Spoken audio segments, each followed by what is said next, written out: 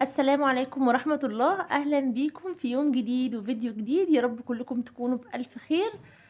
فيديو النهاردة إن شاء الله هنتكلم فيه عن مصروف البيت وعن إدارة الميزانية بتاعة الشهر. احنا إن شاء الله خلاص كلها أيام بإذن الله على خير وندخل في شهر جديد. فقبل ما ندخل في الشهر الجديد ان شاء الله على خير، في شوية افكار عايزة اشاركها معاكم. انا كنت شاركتها قبل كده معاكم في قناتي القديمة ده، ومش اول مرة اتكلم في الفكرة دي. بس حبيت ان انا اشاركها معاكم لتاني مرة، لانها فعلا لو طبقتيها هتفيدك جدا في ادارة مصروف بيتك وادارة الميزانية باذن الله. بس قبل ما نبدأ الفيديو خليني الأول أقول لكل الأمارات اللي فتحوا الفيديو بتاعي، لو أنتِ أول مرة بتشوفي قناتي وعجبك الفيديو أتمنى منِّك إنِّك تنوريني بالاشتراك في القناة وتفعلي الجرس على الكل علشان يوصلك كل فيديو جديد أنا باقدمه. النهارده إن شاء الله هاتكلم معاكم عن إدارة مصروف البيت. إدارة مصروف البيت من الأمور اللي هي في ستات كتير جدًا، ستات بيوت ما بيعرفوش إزاي يديروا الميزانية بتاعة البيت. ففي قاعدة كده إحنا هنطبّقها اللي هي 50 30 20. يعني إيه 50 30 20؟ القاعدة دي هتساعدِك على إنِّك تديري مصروف البيت أو تنظّمي المصروف أو ميزانية البيت بطريقة سليمة جدًا، بس بالورقة والقلم. يعني كل حاجة هنعملها هنمشّيها بالورقة والقلم. بس قبل أي حاجة الأول لازم أعرف أحدد الدخل بتاعي. يعني إيه أعرف أحدد الدخل بتاعي؟ يعني في أُسر كتير جدًا بيبقى الزوج بيشتغل والزوجة بتشتغل. في أُسر تانية بيبقى في ابن مثلًا، ابن كبير بيشتغل، في أكتر من ابن بيشتغل في البيت، ففي دخل من الزوج، من الزوجة، من الأبناء. في ناس بيبقى عندهم دخل من أكتر من مكان. فأنا الأول هاحدد الدخل بتاع أسرتي. أنا هاصرف على الأكل والشرب أو ميزانية البيت عمومًا شاملة كل حاجة قد إيه. حددت الدخل بتاعي خلاص، هابدأ بقى إن أنا أحدد القاعدة بتاعتي اللي أنا هامشّي عليها. هاقول لكم هامشّي عليها إزاي ب50 20 30. عندي أول حاجة 50% هي أساسيات البيت، 30% كماليات. كماليات يعني حاجات إحنا بنكمّل بيها محتاجينها برضه كماليات أو رفاهيات، و20% ادخار. طيب في بعض الأُسر أو في بعض الميزانيات اللي ما بتسمحش إن يكون في 30% كماليات و20% ادخار. طيب إحنا ممكن ال30% كماليات دول ممكن نقللهم شوية، وممكن نكترهم شوية نخليهم مثلًا أكتر من 30، ممكن نخليهم 35 كماليات، وناخد من 20% ادخار، ممكن نخليها 15% بس. دول أنا هادخرهم مش هاجي جنبهم خالص. ممكن 10% ادخار برضه ما اجيش جنبهم خالص. فزي ما أنا عايزة. هالعب في الحتة بتاعة ال30 وبتاعة 20، لكن 50% أساسيات دي أساسية طبعًا. أنا مش هاقدر أيجي جنبها خالص. هُم ال50% من الميزانية دي هتكون أساسيات للبيت، وهاقول لِك إزاي. بس الأول هاحدد الأول بعد ما خدت الميزانية بتاعتي، هابدأ إن أنا أحدد. يعني ال50% هاجيب 3 أظرف. الظرف الأول هاكتب عليه 50% أساسيات، الظرف التاني هاكتب عليه 30% كماليات، الظرف التاني هاكتب عليه 20% ادخار. وزي ما قُلت لكم إن أنا ممكن ألعب في ال30 وممكن ألعب في ال20. أنتِ كل واحدة فينا أدرى بالميزانية بتاعة بيتها. فأنتِ لو هتطبّقي هتيجي الأول حاجة ال50% أساسيات. طبعًا الأساسيات دي بتختلف من أسرة لتانية، لإن كل الأسر أساسياتها مش واحدة. يعني إيه؟ يعني في بعض الأسر بيكون الأساسيات بتاعتها فيها علاج، فيها إيجار بيت أو إيجار شقة هُم قاعدين فيها، فيها مثلًا قُلنا علاج، فيها إيجار، فيها قسط مثلًا. بعض الأقساط اللي بتكون عليهم، في مثلًا سلفيات أو في حاجة في أقساط بتندفع كل شهر. ففي بعض الأسر ما بيبقاش الأساسيات دي بتبقى موجودة عندها. في أسر تانية عندها الأساسيات مثلًا هي مصاريف الدراسة عمومًا، مصاريف مواصلات، مصاريف جامعة، مصاريف مدارس، مصاريف دروس، ده برضه من الأساسيات. في أسر تانية ما بتبقاش عندها الأساسيات دي، فالأساسيات دي بتختلف من أسرة للتانية. فكل واحدة على حسب الأساسيات بتاعة بيتها، وعلى حسب الأساسيات اللي أسرتها بتكون فيها. فأنتِ طبعًا عارفة أساسيات بيتِك إيه. يبقى 50% أساسيات. يبقى أنا ال50% دول أنا هادفع منهم إيجار، قسط، علاج، دروس، مواصلات. دي كلها حاجات أساسية لازم تندفع، ده أساس. فواتير، الفواتير برضه من الحاجات، أعتبرها من الحاجات الأساسية اللي لازم هاعملها، لازم هاجيبها. أساسيات طبعًا من ضمنها طبعًا إيه، حاجات برضه في الأكل وفي الشرب وخزين البيت، واللي هو اللي فيه أكل وشرب، وهاقول لِك هنيجي للنقطة دي وهنتكلم فيها. هاجي لل30% كماليات. يعني إيه كماليات؟ الكماليات دي الحاجات مثلًا أنا مثلًا عايزة في جهاز مثلًا باظ في البيت. لازم يكون في فلوس في البيت إن أنا أقدر أصلّح بيها الجهاز ده.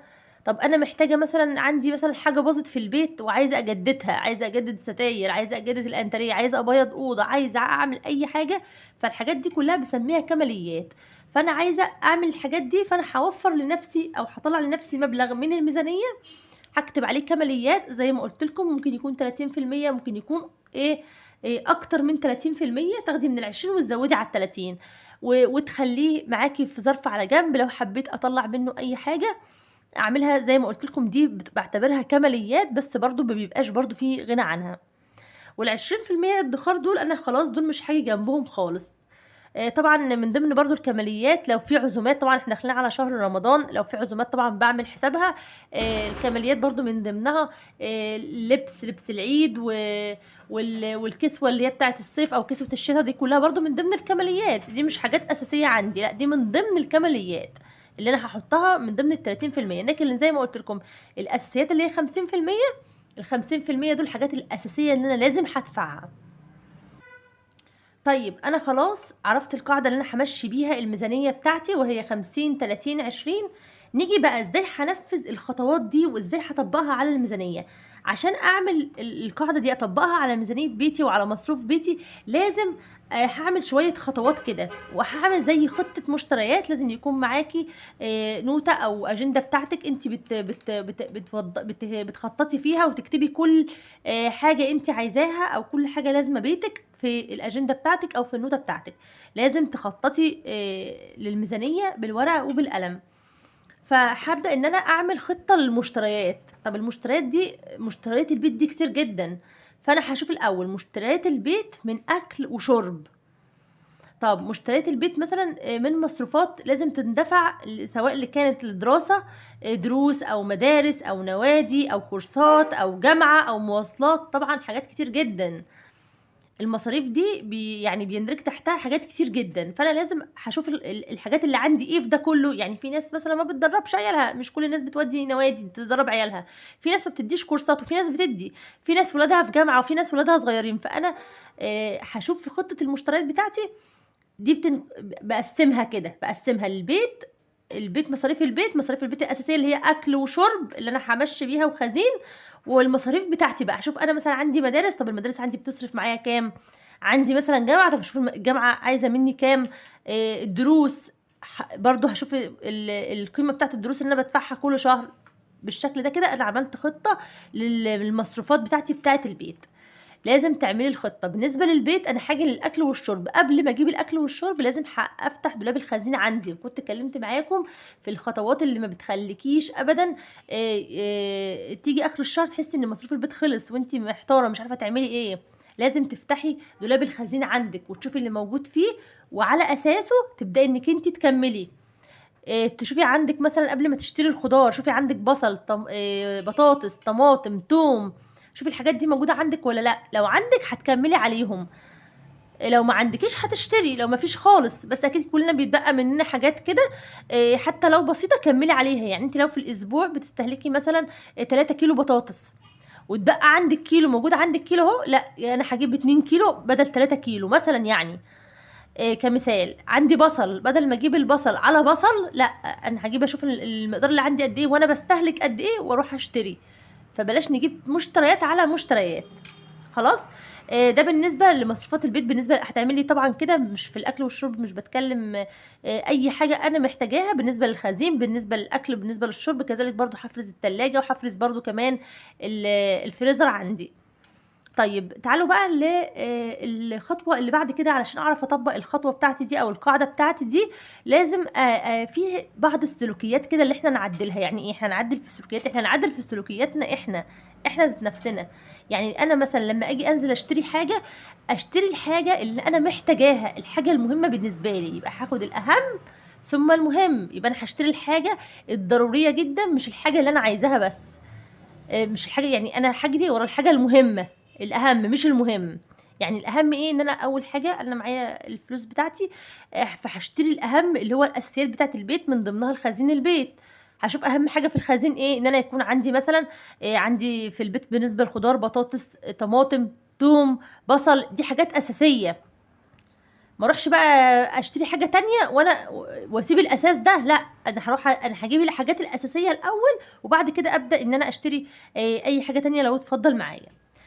تاني حاجه كمان ان احنا المفروض نعدل في ان احنا ما نقلدش، عدم التقليد في الشراء. يعني في ناس مثلا دايما بيبقى عندها هوس الشراء، جارتي جابت حاجه يبقى لازم اجري اجيب زيها، اختي جابت حاجه اجري اجيب زيها. بيبقى في ناس عندها يعني حته التقليد دي شويه، ان هي كل ما حد يشتري حاجه بتروح تقلده وبتجيب زيه. لا، ما تعمليش كده. فما تقلديش حد، انت هتمشي على حسب الميزانيه بتاعتك وعلى حسب احتياجاتك، على حسب الخطه اللي انت عاملاها لنفسك.